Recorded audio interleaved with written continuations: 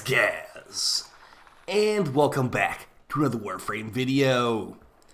So today we got my top 10 favorite companions in Warframe after the Pet 2.0 rework. These are the companions I actually use on like a daily basis in Warframe for some of their very useful and powerful abilities. So yeah, let's get right into it. But before we do, make sure to sub this channel, do daily Warframe video uploads, build videos, news videos, discussion videos, all that kind of stuff. You're the right place for Warframe content. And yeah, just because your favorite companion is not on here doesn't mean that it's not good, just means I don't really use it that much, or I just didn't find it useful enough to be in my everyday rotation of companions. So, starting off with the first companion that's on this list, basically the one I use the least, but is still useful, we got the MOA, and specifically this MOA is going to be using the Security Override ability to cheese spy missions.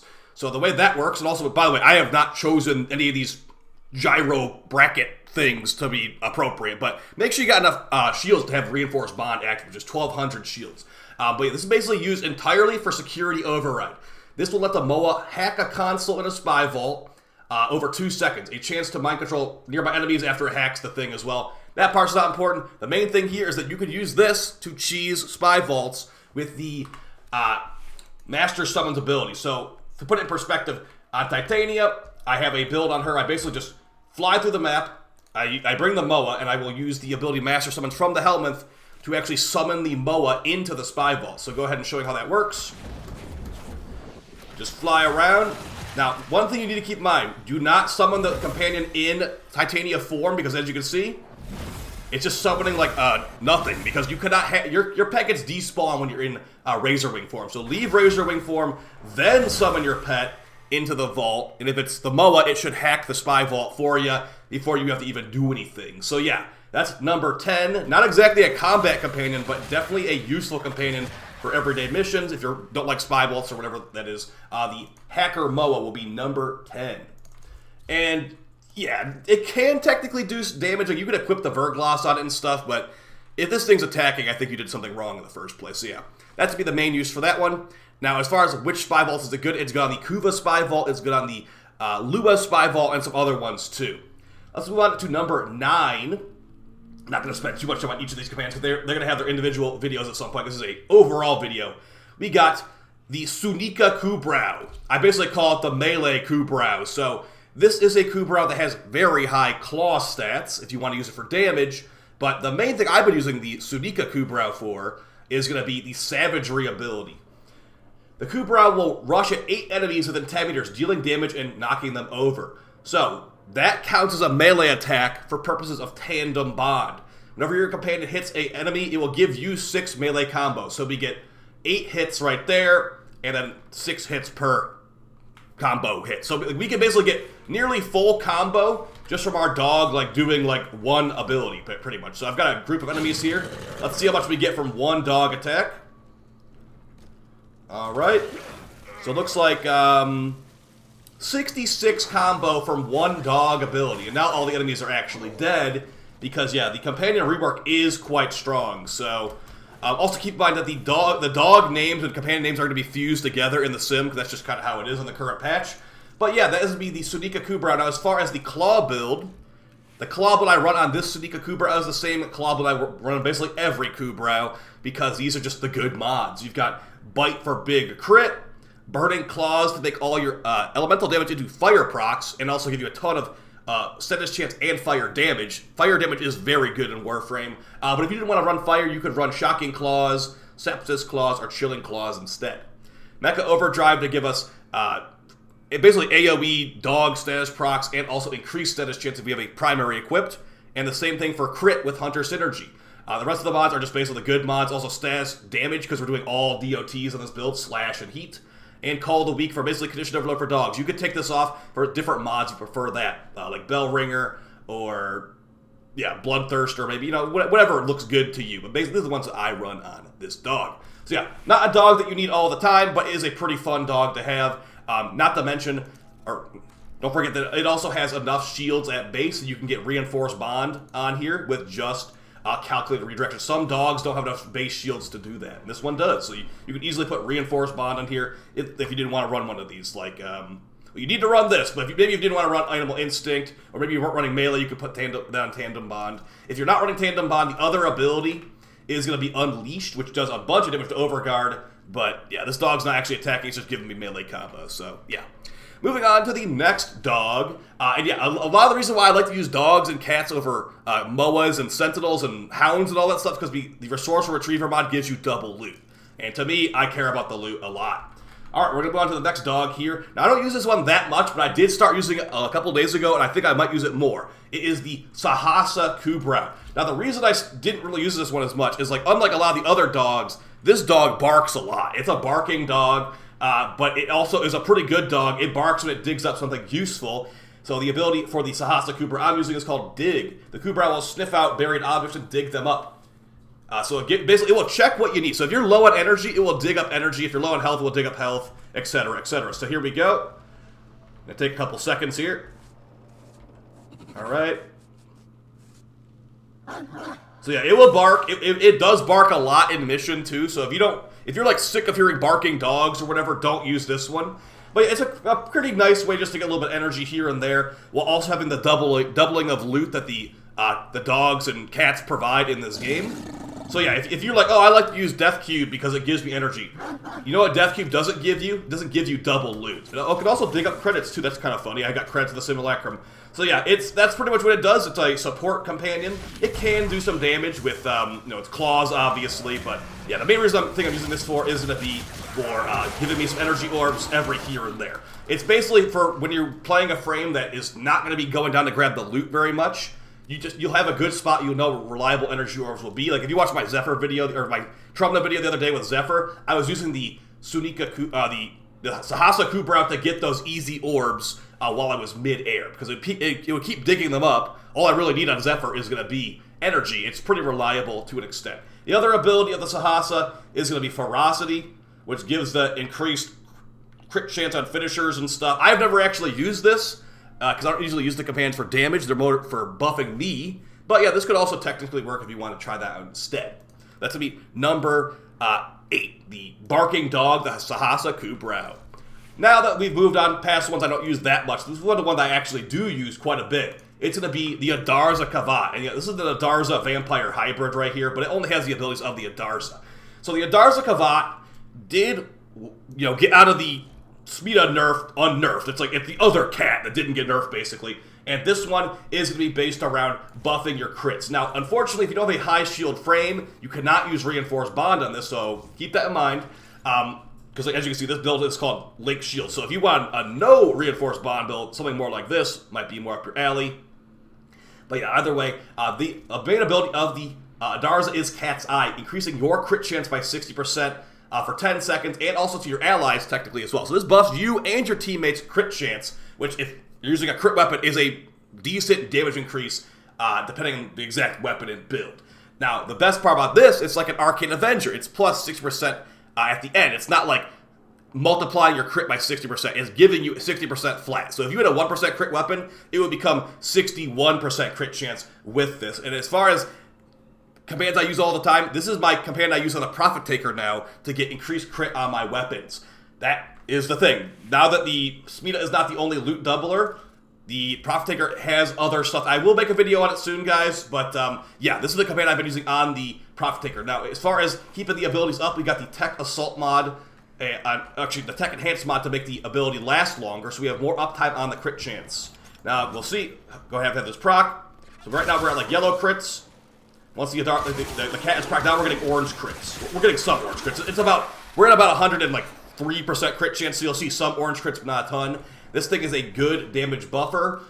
When you don't really know exactly what you want, if you don't have any extremely specific thing you want to run this with Tech Enhance, and that's I think it's a 13-second uptime with a 20-second down, or with 7-second downtime. So you have almost full uptime. There's a little bit of time where it's not up, but yeah, Tech Enhance and Cat's Eye gives you a decently high uptime on crit chance that will apply to all your teammates too, so you're actually buffing everybody. So if you want to play like Wisp or somebody, bring Wisp modes to buff attack speed, bring this to buff crit chance. Your teammates are going to love you because you're also going to buff their movement speed too. So it's a good sentinel, or a good companion for a support frame, or a good companion for a solo player just looking to buff themselves up some more. The Adarza Kavat.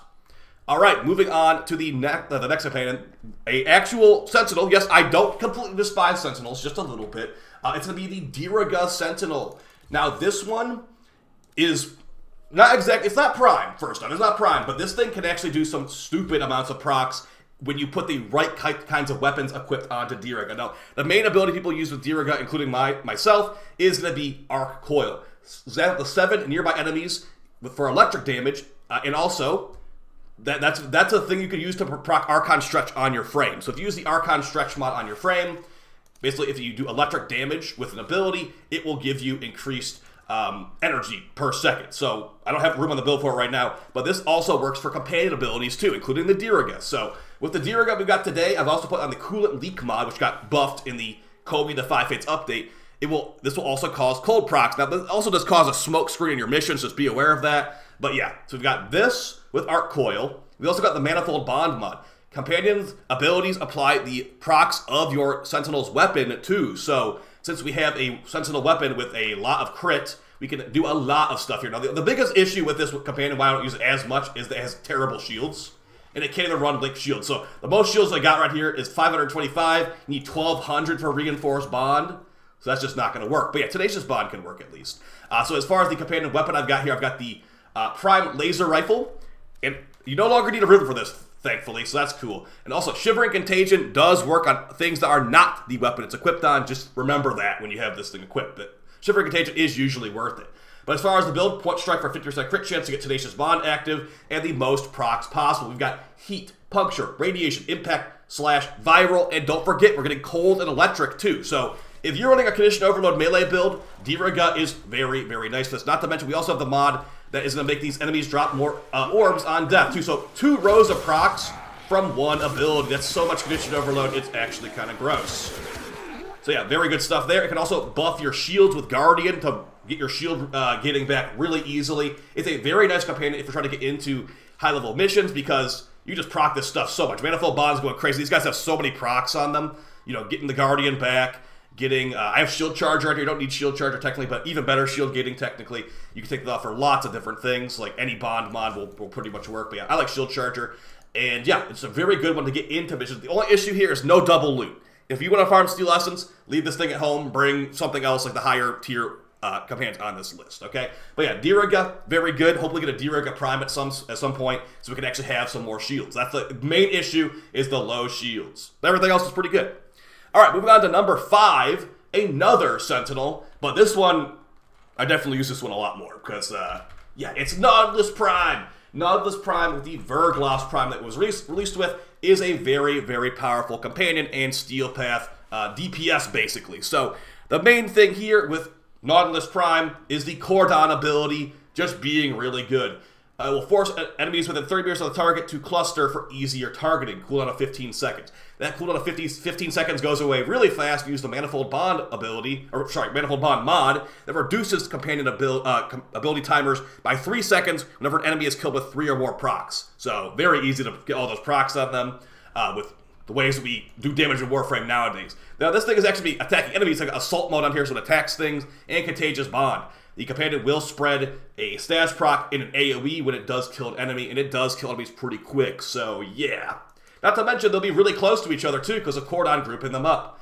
So really good stuff there, and it's also got enough shields for Reinforced Bonds. You can buff your fire rate on your frame a lot more. So you got Reinforced and Tenacious with the Verglas Prime.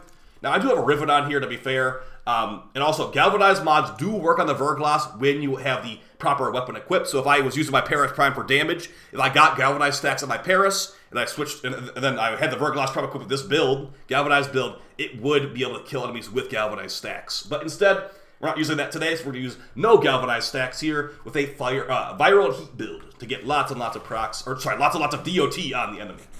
Alright, so let's get them summoned in here. Now, they're going to all be grouped up. So it's going to be a little bit goofy, but yeah, that's just kind of how Nautilus works. So they're all grouped up. Let's get that guy on fire. So he killed the enemy. Now it's spread the fire proc. Get some more fire procs spread around there. And you know, they're not really long for this world. I'm definitely not even trying to buff it at all right now. You can kind of see the situation here. 54 fire proc AoE. You know, not too shabby. They're all dead. I didn't even do anything. So that's just kind of how Nautilus works. You can do other builds as well, but yeah, the main one I like to run is the one where it like groups enemies up and also kills them. Of course, you could take, like I said, you could take this off. If you just want to have it grouping enemies up only, you could take assault mode off. It won't be attacking things, and you could put another utility mod there instead. Duplex Bond can also be very good with this to make illusions of your Sentinel so it can go kill stuff for you. But for right now, I'm going to leave the build the way it is. But yeah, Duplex Bond can be great with this Sentinel.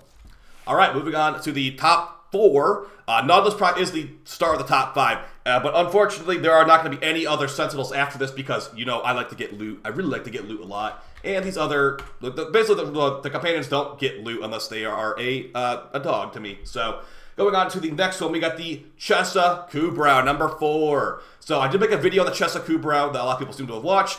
But the big thing here, and why it's basically better than most other companions, is that when the Speeda got nerfed and they took away all the loot abilities, well, the loot doubling, the loot ability that remained is going to be retrieved from the Chesa. So it's basically a mini Desecrate from Necros. It could give you extra loot. Well, it has a chance to give you extra loot once every 10 seconds. So every 10 seconds, it's like a 50-50 shot to get extra loot from an enemy. Depending on, you're playing Warframe for a while, so that could be in the long run a lot of extra loot. But to a lot of players, that's not really worth it. To me, it is worth it. So whenever I go like a farm session, I'll either bring this or some of the other top tier commands I have on here to buff my damage more. But yeah, the Chesa Kubrau is very good at killing things with its claws, and then also very good at giving you loot with the retrieve ability. So as far as the claws here, look at that status chance. Oh my gosh, 424%. But that's going to be basically with my Paris stat stick here. But yeah, we got the same build as every other companion. If you want to attack, you got to put on Assassin's Posture or a different, basically not Elusive Posture. Any of these posture mods will work, but Elusive Posture makes it not attack, and it gets increased evasion so it won't get killed. And that's probably the one you should run a lot of the time, as long as it's not attacking, because you want it to be giving you loot, not dying. And again, as I stated earlier, the Paris Prime Incarnate is our stat stick here, giving us lots and lots of status because of the Incarnate upgrades and the Visage Ball mod that comes from the Necrolisk. So yeah, all the status chance you can get, all the crit chance you can get, and your doggo will be very, very buffed. Yeah, very good stuff there. Of course, I can't really show you it giving me more loot in the sim because these enemies don't drop loot, but yeah, it definitely does work. Okay, next one. Now, my top 3. Now, this one I'm actually going to change frames for, okay? My top 3 favorite companions in Warframe after the patch. I'm going to go with number 3 right now, okay? Number 3 is going to be the Pharaoh Predacite. This thing, it might not seem like it, but it is extremely strong. So as far as the abilities of the Pharaoh Predacite that I'm using today, I'm using Anabolic Pollination. This thing comes from Deimos, and Anabolic Pollination releases a cloud of spores that persist for 10 seconds, increasing toxin damage by 100% for 15 seconds. That basically means to you, you get a plus toxin mod on your weapons, and depending on what frame you're playing, some of your abilities too. So if you're playing Garuda, this will give you more damage on your Blood Orb if you're playing Garuda. Additionally, other frames that abilities count as weapons can also get this buff too. But the one I'm using it for today is going to be for Saren, for arbitration missions to buff my Ogress more, and for everyday missions to buff my Kuva Sobek more. So basically, the way that Saren's third ability works, Toxic Lash, the more plus toxin mods you have, the more damage it does. So you can maybe see where this is going. The Pharaoh Predacite gives you another toxin mod, so it's more damage than ever with Saren. So it's going to be a little bit hard to show you here, but it does equate to a couple million extra damage on the Toxic Lash AoE for some more controlled situations. So as you see right here, the buff is active. So let's go ahead and just cast Saren's 3 and blow him up. Okay, did Acid Shells just break? Well, Acid Shells being bugged is on the known issues on the forum, so hopefully they can fix it. But yeah, the enemy was supposed to explode and kill everything in one shot, but it didn't exactly work. Yeah, keep in mind, Acid Shells not working properly is on the known issues on the Warframe website for 1999. But yeah, technically that was doing more damage if I didn't have it active. Not exactly the easiest thing to show, but yeah, that's good. Also, any weapon will get buffed by this that you have equipped. So if I use my Onos right now, which I had the video the other day, the only issue is trying to find where the dog buff cloud is. It will start when it shakes, it will drop the cloud. But it's kind of hard to see where the cloud actually is. Not to mention the damage of this thing is pretty good still for AoE killing enemies. So, good stuff. Come on, use the ability. There we go. So it did shake. It shook the spore cloud. Now we have our buff here for more toxin damage. Again, it might not seem super exciting to you, but trust me, if you are looking at how much damage you're doing before and after, is a big, big buff to your damage. Now it can be a debuff sometimes. Don't get me wrong. There are times where getting a plus toxin mod's a bad thing. For example, if I had a full fire proc build or a full electric proc build, it would make it a full, like, radiation build, which would be terrible. So be aware of that. You don't want to make your teammates' builds get screwed over. If you have the Pharaoh Apprentice equipped, which does sometimes happen, that's why I'd say it's more for specific missions. If you're going into arbitration, you know everyone's going to be running a toxin build or whatever. That's when it's really good. But when you're going to a mission like a Void Cascade, you're like, well, my teammate might be running an electric proc build. You will ruin their build. It has happened to me. My teammate had a Pharaoh Apprentice site. I had a Quanta Vandal equipped. It became the worst Quanta Vandal build ever made because of that Pharaoh Apprentice site. So be aware of that. That certain situations might not call for this amazing ability. The other ability is called Endoparasitic Vector. I don't like this one, but it will basically make enemies like slowed down and linked to like this parasite thing. That's okay. But the other ability, this works for any parasite, is Volatile Parasite. It will basically spit out a maggot, and that maggot will make the enemy explode and viral damage when killed. Any parasite can run this, including the Pharaoh Parasite. So I'd recommend it if you do want to have some more AoE. But for me, it's mostly buffing my damage, so Anabolic Pollination, very good right here. It's different. So like this and the Adarza are both kind of similar. They're both buffing my damage. But this one also is the buffing Saren more because toxin damage, very good on Saren. And I think we talked about the Pharaoh Parasite enough. It's the same kind of claw build. It does have base gas and all this stuff. You can do some weird stuff like, you know, gas, viral, impact, puncture, electric. But I wouldn't recommend it. Just do the same build that's on every other claw build. It's equipped for a reason. It's very, very strong. Do keep in mind, though, if you do have the Sobek equipped on this Pharaoh Parasite, you should maybe have a crit chance mod because it's not going to have Tenacious Bond active. But either way, moving on to the last two here. What could be better than the Pharaoh Parasite? A companion I used with Saren to buff Saren a bunch. It was going to be the other Saren, the Panzer Cat. So this thing is going to release viral spores. You probably already know about this thing. It's been very popular for years. But basically, viral quills. Launch 6 quills at enemies from 20 meters, making them viral proc and making them get killed really, really easily. If the target is affected by a viral status, a spore is added in a 4-second cooldown. So basically, lots of viral procs for you. Also, Panzer Devolution. When this thing dies, it will still keep launching viral procs out because it's that good. Additionally, we've got the Sith Deconstruct mod. Enemies damaged by the companion will have a chance to drop more orbs. So since it's so many viral quills all over the place, it's also lots of orbs all over the place, which is very nice for us. Double loot because that's how we play this game. Tenacious Bond for increasing our crit damage, and Reinforced Bond. It can work with Reinforced Bond to get increased fire rate for our weapons too. Tech Assault. So basically, when this thing's going to die, it would become a larva, but Tech Assault means 60% of the time it's not going to actually die, and it's like just good to go, basically. Now, this mod's definitely a flex slot. You can put things like Martyr Symbiosis on here to potentially revive you if you were to die, but if you're dying, you know, that's planning for failure, which I tend to not do when I make videos or builds of this game. But yeah, it's still a pretty good mod as well. Primeval Instinct to steal all the loot, and Fetch to pick up all the loot. Now, fun thing about the Panzer Pophyla is that it can actually proc Archon Stretch with Shocking Claws, just like the Diraga could do it, give you Archon Stretch. You can proc Archon Stretch with the Panzer Cat as well. Now, if you're not running Archon Stretch, just do the exact same thing, but put Burning Claws on there instead. It will put on a fire proc on the enemies that could give a little bit of armor strip too. So to me, that's pretty good. But yeah, just showing how this thing works really quickly. I'm sure a lot of you already know how this works, but you just pretty much have it just do its thing. It just throws viral quills and they're viral proc and they're dead. So that's pretty much all you need. There you go. It's done. It's done. That's all you need, dude. Panzer Pophyla, good to go. It's always been good, and it always probably will be good unless they either nerf the companion or nerf viral.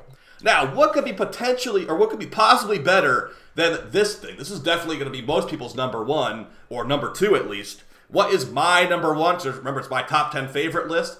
It's going to be the Invisible Dog, the Huraz Kubrau. Yes, Buck is number one for me because this thing is extremely helpful. This is basically the dog that makes you invisible, the Huraz Kubrau, and the main ability that is so good is Stalk. Now, this has always been good, but now Buck can actually double my loot, so it's a lot more useful than before. But basically, the Kubrau will make the owner invisible, and it will stay invisible as long as it's not shooting a gun or there's no enemies nearby. Yeah, if there's no enemies nearby, you do lose the invisibility, but as soon as you see another enemy, you'll go invisible again. But yeah, this is active while using abilities. So on Garuda, on Zaku, on Korra, on, Atlas even. While you are using abilities to kill enemies, you are going to stay invisible, and the enemies are not going to know where you are, obviously, because that's how invisibility works. So as you see right here, I'm on Zaku. literally not a care in the world. I'm just standing here itching my nose. And the enemies, they're technically paused, but if they were unpaused, they wouldn't know where I'm at. So, yeah, this can work on Zaku, this can work on Sevagoth, technically. This can work on whoever you like to use for ability DPS. And it is very, very safe. Not even if you're using ability DPS. If you're just playing a frame like Jade or whatever, or a frame like Dante, frames that take a decent amount of time to cast abilities, it's a nice little buffer while you're casting your abilities. So, for example, on Jade, I want to put on my Power of 7 buff. I want to switch to that, the other buff, all this kind of stuff. While I'm switching buffs and casting abilities, I am totally safe here. So it's a big, big survivability cushion that works at any level. And it's just really, really convenient. But as you can see, as I fire my gun, I lose my invisibility. So be aware of that. If you are trying to use this dog, it is more for specific play styles. But it can be very, very good when it's not entirely the entire playstyle built around it. If you're just a friend that casts abilities that take a decently long time, this could be a pretty little safety net pretty much, and it can also do some really good damage too. Another thing I did mention about this thing, it can attack while invisible. I think it's the only companion that can attack while invisible like this, or the only dog at least. So if we put on the actual attack mod, it was not even attacking there. You will see the power of this invisible dog. And yeah, the exact same build as everything else pretty much. As far as the claw build, burning claws and all that good stuff. Now, I don't have my stat stick equipped, but let's just go ahead and see it. So invisible. Okay, so he's attacking while invisible, as you can see, and we've got the Contagious Bond mod to spread those AoE fire procs. Again, not fully on the min-max build right now, but yeah, completely safe, completely free. Now, let me know, guys, would you... Okay, now that I've done my top 10 list, what is your top 10 list? Would you say that the Invisible Kubrao is better than the Viral Cat? To me, I love the Invisible Kubrao, I love the Viral Cat, but I can't deny the fact that, a lot of people do like the Viral Cat more than the Invisible Kubrao. It's a lot more specific to me, but overall in gameplay, I have been finding this thing extremely good for high-level missions, and also doubling the loot in 2024. It's just really, really fun. As far as the other ability of this Kubrao, the Kubrao charges at a target, dragging and dealing... Don't even use that one. Just use this with ability DPS frames. Thank me later. I will see you guys next time. Now, of course, there's more. I have a full build on this on my channel if you want to check it out. Lots of flexibility, but this is the one I like to run. Let me know what your favorite companion is in the comments down below. I'm going to guess most of you guys are going to say Pandromopophyla or Nautilus. I know some of you are going to say the Hound. Now, as far as why the Hound's not on here, it's because the Hound it got ripped off, basically. It looks like a dog, but it's not a dog, so it can't double up loot, unfortunately. So, see you guys very soon. Might be a stream tonight, might not be, but there'll definitely be lots of streams this weekend, guys. Take it easy. Peace.